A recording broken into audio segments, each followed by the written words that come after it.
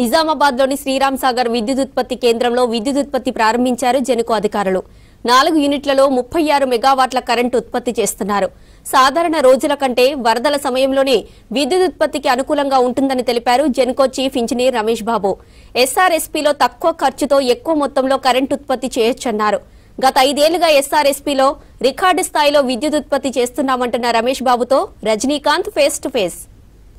Sriram Sagar project ఎగువ ప్రాంతంలో కురుస్తున్న భారీ వర్షాలకు ప్రాజెక్టులోకి భారీగా ఇన్ఫ్లో వస్తుంది. దీంతో ప్రాజెక్టు గేట్లు ఎత్తినటువంటి అధికారులు దిగువకు నీటిని వదులుతున్నారు. ఈ క్రమంలో గోదావరి వరద నీరు కూడా పెరగడము, ప్రాజెక్టులోకి ఇన్ఫ్లో కూడా భారీగా పెరిగినటువంటి నేపథ్యంలో ప్రస్తుతం ప్రాజెక్టులోకి 1,97,000 క్యూసెక్ల ఇన్ఫ్లో వస్తుంది. గేట్లను ఎత్తి నీటిని దిగువ వదులుతున్నటువంటి సిచ్యువేషన్ కనిపిస్తుంది. ఈ క్రమంలో జెన్కో తరఫున ప్రాజెక్టు సంబంధించినటువంటి విద్యుత్ ఉత్పత్తి కూడా ఊపందుకుంది. ఇప్పటికే ఎప్పుడైతే ఇన్ఫ్లో పెరిగినటువంటి క్రమం అట్లాగే ఫ్లడ్ తీవ్రత చాలా ఎక్కువగా ఉంది కాబట్టి ఈ క్రమంలో విద్యుత్ ఉత్పత్తి కూడా పెరుగుతున్నటువంటి విషయాన్ని చెప్తున్నారు. సో ప్రస్తుతం మనతోని జెన్కోకు సంబంధించినటువంటి ప్రాజెక్ట్ ఎస్ఆర్ఎస్పీ జెన్కోకు సంబంధించినటువంటి రమేష్ గారు మాట్లాడేటువంటి ప్రయత్నం చేద్దాము. ఎస్ఆర్ఎస్పీ పవర్ ప్లాంట్లో ఏ మేరకు విద్యుత్ ఉత్పత్తి జరుగుతుంది, ఎన్ని రోజుల పాటు ఈ యొక్క ఉత్పత్తి ఉంటుంది, నార్మల్ డేస్కి ఇప్పుడున్నటువంటి క్రమానికి డిఫరెన్స్ ఏంటి తెలుసుకునేటువంటి ప్రయత్నం కూడా మనం చేద్దాం. సార్ చెప్పండి, power generation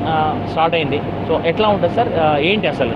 irrigation authorities requirement ప్రకారం జూలై 7 నుంచి మేము జనరేషన్ చేస్తున్నాము. అలాగే 3000 క్యూసెక్స్ రెగ్యులర్గా కెనాల్కి డిశ్చార్జ్ చేస్తున్నాము. మనకేంటంటే మామూలుగా ఈ పాటికే ఫ్లడ్ రావాల్సి ఉండింది, కానీ ఫ్లడ్ ఈ 2 డేస్లోనే ఫ్లడ్ మనకి స్టార్ట్ అయింది.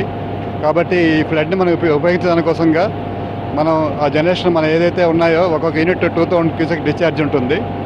4 యూనిట్స్ కలిపి 8000 క్యూసెక్ డిశ్చార్జ్. 8000 క్యూసెక్ డిశ్చార్జ్ని ఇప్పుడు దాదాపు 2 lakhs క్యూసెక్స్ ఇన్ఫ్లోస్ వస్తున్నాయి.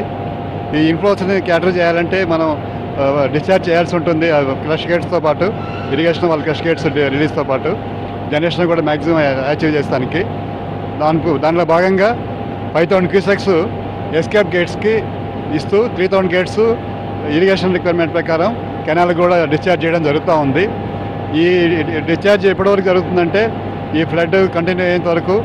తర్వాత ఏదైతే ఈ క్రష్ గేట్స్ కానీ ఈ రిక్వైర్మెంట్ రివర్కి ఇవ్వాల్సిన అవసరం ఉన్నప్పుడు ఎస్కేప్ గేట్స్ ద్వారా ఇస్తూ కెనాల్స్కి కూడా వారి ఇరిగేషన్ అథారిటీ రిక్వైర్మెంట్ ప్రకారం ఇవ్వడం జరుగుతుంది. మన ప్లాంట్లో ఎన్ని యూనిట్స్ ఉన్నాయి సార్, ఏ మేరకు ఉత్పత్తి జరుగుతుంది, సాధారణంగా కెపాసిటీ ఏంటి అసలు? ఇక మన పోచంపాడు ప్లాంట్లో 4 యూనిట్లు ఉన్నాయి. Each unit 9 megawatt units generate చేస్తుంది. ఇప్పుడు ప్రస్తుతం అన్ని 4 యూనిట్లు ఉత్పత్తి జరుగుతూ ఉంది. 4 యూనిట్ల ఉత్పత్తిని ఇప్పుడు మనం మామూలుగా అందజేయడం జరుగుతూ ఉంది. సాధారణంగా ప్రాజెక్టుకు ఒక హిస్టరీ ఉంది. సెప్టెంబర్ మాసంలో ఎప్పుడు కూడా ప్రాజెక్ట్ నిండుకుండలా మారుతుంది. ఫ్లడ్ మిగతా ప్రాజెక్టులతో పోలిస్తే సెప్టెంబర్ మాసంలోనే మనకు ఎప్పుడు కూడా ప్రాజెక్ట్ ఫుల్ అయ్యేటువంటి సిచ్యువేషన్ చాలా ఏళ్ళుగా ఇదే సినారియో కనిపిస్తుంది. సో ఎట్లా ఉంటుంది సార్, ఎన్ని రోజుల పాటు జనరేషన్ ఉండే అవకాశం ఉంటుంది, ఫ్లడ్ కూడా సంబంధించి మీ దగ్గర ఉన్న అప్డేట్ ఏంటి? రిక్వైర్మెంట్ అనేది ఇంకొక కనీసం వారం పాటు 15 రోజుల పాటు ఉండొచ్చేమో అనుకుంటున్నాము. అంతకుముందు కూడా ఒకసారి ఇలాగే వచ్చినప్పుడు వారం 10 రోజులు అలాగే ఉండింది. ఈసారి కూడా అలాగే ఉంటుందని ఎక్స్పెక్ట్ చేస్తున్నాం. బట్ ఏంటంటే it all depends upon the rains at the upstream areas and catchment areas reservoirs capacities. సాధారణంగా ఫ్లడ్ మన దగ్గర ఆగిపోయిన తర్వాత కూడా ప్రాజెక్టు పూర్తి స్థాయిలో నిండి ఉంటుంది. ఆ టైంలో ఎట్లా ఉంటుంది జనరేషన్, ఎట్లా ఉంటుంది? మామూలుగా ఫ్లడ్ అయిన తర్వాత పూర్తి స్థాయిలో రిజర్వాయర్ నిండినప్పుడు మామూలుగా మనము ఇక్కడ ఇరిగేషన్ అథారిటీ రిక్వైర్మెంట్ ప్రకారం మనం యూనిట్లు జనరేట్ చేయడం జరుగుతుంది. అప్పుడు మ్యాక్సిమం 6000 క్యూసెక్స్ కూడా ఒకసారి ఇవ్వడం జరుగుతుంది. అప్పుడు కూడా 3 యూనిట్లు 4 యూనిట్లు రన్నింగ్లో ఉంటాయి. మన ప్లాంట్కి సంబంధించి మన టార్గెట్స్ రీచ్ అవుతున్నామా సార్, ఎట్లా ఉన్నది ఈ లాస్ట్ 4-5 ఇయర్స్ ఎట్లా ఉంది, మన డాటా ఎట్లా ఉంది, మన టార్గెట్ రీచ్ అవుతున్నామంటే దాదాపు 4-5 ఏళ్ళుగా కూడా వర్షాలు ఉన్నాయి.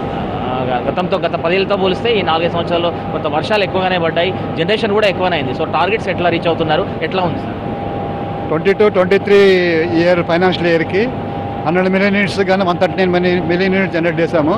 అది second highest record Pochampadu power స్టేషన్కి.